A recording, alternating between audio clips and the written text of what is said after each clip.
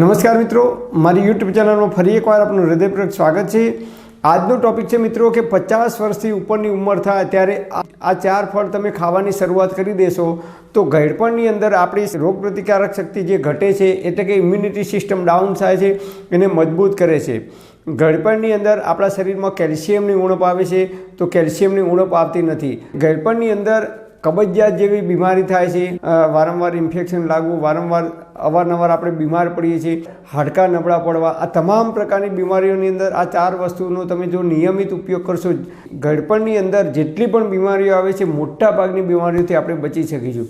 તો કઈ કઈ આ વસ્તુઓ છે? તો નંબર 1 દ્રાક્ષ, જેને આપણે કિસમિસ પણ કહીએ છીએ। તો લીલી દ્રાક્ષ અથવા સૂકી દ્રાક્ષ, જો ઉનાળાની સિઝન હોય તો લીલી દ્રાક્ષ પણ તમે ખાઈ શકો છો, પણ દ્રાક્ષ ખાતી વખતે એક ધ્યાન રાખવાનું, ઉનાળામાં તમે લીલી દ્રાક્ષ ખાઓ ત્યારે ફ્રીજમાં મૂકેલી આપણે ઠંડી ખાવાની નથી। જે લોકો પિત્ત પ્રકૃતિના છે એટલે કે જે લોકોને એસિડિટી થાય છે, હાઇપર એસિડિટી થાય છે, પેટમાં બળતરા થાય છે, છાતીમાં બળતરા થાય છે, એવા લોકોએ ખાટી દ્રાક્ષ હોય એ ખાવાની નથી। મીઠી દ્રાક્ષ આવે છે એટલે કે જે ગળપણવાળી દ્રાક્ષ આવે છે એવી દ્રાક્ષ ખાઈ શકે છે। અને જે લોકોને કફ પ્રકૃતિ છે, વારંવાર કફ થઈ જાય છે, એવા લોકોએ મીઠી એટલે કે ગળી દ્રાક્ષ ખાવાની નથી, નહીં તો તમને કફમાં વધારો થઈ શકે છે, કફ થઈ શકે છે। તો ગળી દ્રાક્ષ તમે જો ખાશો તો એ કફ વધારનારી છે, અને ખાટી દ્રાક્ષ ખાશો તો એ પિત્ત વધારનારી છે। એ ખાટી વસ્તુઓ એમાં પિત્ત વધારે છે, એટલે જે લોકોને પિત્ત પ્રકૃતિ છે, એસિડિટી થાય છે, એવા લોકોએ ખાટી દ્રાક્ષ નથી ખાવાની, એવા લોકોએ ગળી દ્રાક્ષનો ઉપયોગ કરવાનો છે। અને જે લોકોને કફ પ્રકૃતિ છે એવા લોકોએ ખાટી દ્રાક્ષ ખાઈ શકાય, એવા લોકોએ ગળી દ્રાક્ષ નથી ખાવાની, તો તમને કફ જલ્દીથી નહીં થાય, આટલું ધ્યાન રાખવાનું। જો કાચી દ્રાક્ષ ખાવામાં આપણે ના પડવું હોય તો ઘરે કિસમિસ લાવી દેવાની, એટલે કે જે સૂકી દ્રાક્ષ બજારમાં મળે છે એ કાળી દ્રાક્ષ હોય કે જે કંઈ નોર્મલ દ્રાક્ષ મળે એ દ્રાક્ષ લાવવાની અને રોજની 50 ગ્રામ જેટલી જ ખાવાની, વધારે નથી ખાવાની, એટલે કે આપણી મુઠ્ઠીની અંદર જેટલી આવે એટલા જ દાણા આપણે ખાવાના છે, ખૂબ ચાવીને ખાઈ જવાનું છે।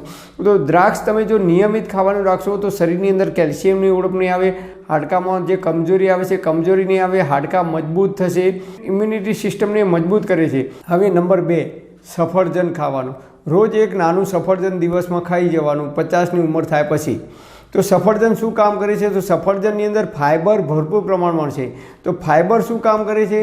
તો એક તો જલ્દીથી ભૂખ લાગવા દેતું નથી, એટલે તમે એક સફરજન ખાશો તો જલ્દીથી ભૂખ નહીં લાગે 4 કે 5 કલાક સુધી। જે લોકોને શરીરમાં વજન વધારે છે, ચરબી વધારે છે, એવા લોકો જો 50 વર્ષથી ઉંમર થાય પછી એક સફરજન ખાવાનું રાખશો તો તમારા શરીરમાં ઓટોમેટિક વજન છે ધીમે ધીમે ઓછું કરવામાં મદદરૂપ થાય છે। અને સફરજનની અંદર ફાઇબર ભરપૂર છે, તો ફાઇબર છે એ આપણા શરીરની અંદર સફાઈ કામદારનું કામ કરે છે।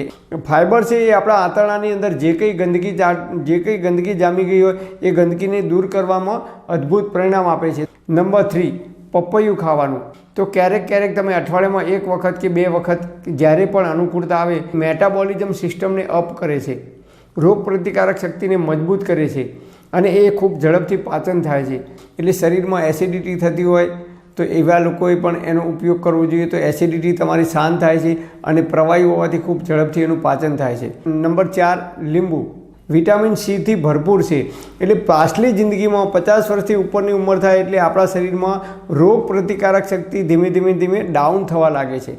તો જો તમે દરરોજ 1 લીંબુ ખાવાનું રાખશો દિવસની અંદર તો રોગ પ્રતિકારક શક્તિ આપણી વધે છે, એટલે આપણે જલ્દી બીમાર પડતા નથી। ઘણા લોકોને અવારનવાર તાવ આવે છે, ઇન્ફેક્શન થાય છે, વાયરલ ઇન્ફેક્શનથી થતા રોગ થાય છે, એ તમામ પ્રકારની બીમારીઓથી આપણે બચી શકીશું। દરરોજ તમારે અડધું લીંબુ, દાળ ભાત શાક ખાતા હોય તો એની અંદર લીંબુ નીચોવીને બપોરે ખાવાનું। લીંબુ ખાતી વખતે ખાસ ધ્યાન રાખવાનું, રાત્રે ખાવાનું નથી, કોઈ પણ ખાટી વસ્તુ હોય એ રાત્રે ખાવાની નથી, કારણ કે એ એસિડિક છે, અને એસિડિક પદાર્થ તમે જો રાત્રે ખાશો તો શરીરની અંદર યુરિક એસિડનો પ્રોબ્લેમ થઈ શકે છે, અને યુરિક એસિડનો પ્રોબ્લેમ થાય તો પગમાં સોજા આવવા, શરીરમાં બળતરા થવી, એસિડિટીમાં બળતરા થવી, હાઇપર એસિડિટી થવી, એવા પ્રોબ્લેમ થઈ શકે છે। જેટલી પણ ખાટી વસ્તુઓ છે એ ખાટી વસ્તુ તમામ તમારે દિવસે જ ખાવાની છે, રાત્રે એટલે કે સાંજે 5 વાગ્યા પછી ખાવાની નથી। પણ લીંબુ છે એ બોડીને ડિહાઇડ્રેટમાંથી બચાવે છે। તમે જુઓ, જ્યારે પણ આપણને ઝાડા થઈ જાય છે એટલે કે સંડાસ જવાનું થઈ જાય છે ત્યારે આપણું શરીર છે એકદમ લૂઝ થઈ જાય છે, અશક્તિ આવી જાય છે, ત્યારે આપણે શું કરીએ છીએ? લીંબુ શરબત પીએ છીએ, અડધું લીંબુ કે એક લીંબુનો ઉપયોગ કરશો દિવસ દરમિયાન તો વિટામિન સીની કમી નહીં આવે, અને વિટામિન સીની કમી નહીં આવે શરીરમાં તો રોગ પ્રતિકારક શક્તિ આપણી મજબૂત થશે, અને રોગ પ્રતિકારક શક્તિ જો મજબૂત થશે તો જલ્દીથી આપણે બીમાર નહીં પડી શકીએ. તો આ 4 વસ્તુનો આપણે 50 વર્ષની પછીની ઉંમરમાં જો ઉપયોગ કરવાનું રાખીશું તો આપણે 50 વર્ષ પછી જે કંઈ બીમારીઓ આપણા શરીરમાં આવવાની શક્યતાઓ છે એ તમામ પ્રકારની બીમારીઓથી આપણે બચી શકીશું. પણ હા મિત્રો, તમારે કોઈ ડૉક્ટરની કે વૈદ્યની દવા ચાલતી હોય તો નિષ્ણાત વૈદ્યની કે ડૉક્ટરની સલાહ લીધા પછી જ આ વસ્તુનો ઉપયોગ કરવા માટે વિનંતી. પરમપિતા પરમાત્મા આપ સર્વેને તંદુરસ્ત અને નિરોગી રાખે એવી હૃદયપૂર્વક મારી પ્રાર્થના. Thanks for watching my video. Thank you.